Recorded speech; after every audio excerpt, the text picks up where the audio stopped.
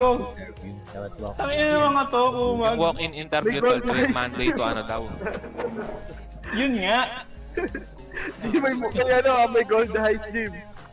Gago ni Kenneth pumunta maglalakad daw. Pwede ba Walk-in tumakbo and interview, ganun. Maintindihan ko nakalagay walk-in and interview on Mondays to Saturdays. Ano Ganun. ba nagyari na ako? Interview din kita may kinrepantoon.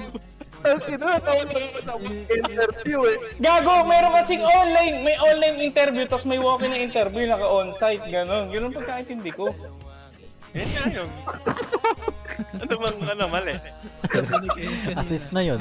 Sira ulo ka ba? Wala bang lumalakad eh. Walk-in interview. Ala, tangin, ganyan.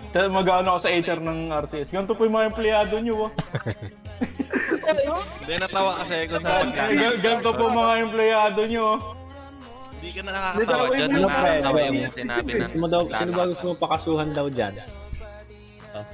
Itong tatlo. Tumatawa yung tumatawa. Oo, yung tatlo na yan.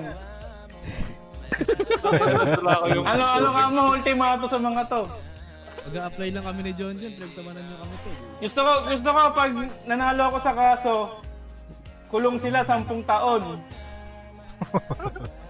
Tapos tatanungin sila ng mga ka-inmate nila, ba't kayo nakulong? May pinagtawa lang kami eh. Walk-in interview daw. Ano din? Hindi ka, ano.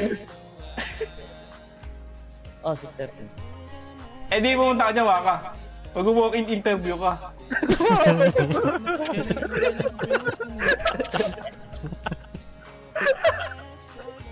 Tawanan ka sila. Tawanan. Tagal na rin ang puso, tangin. Baka may natanggap na rin sila.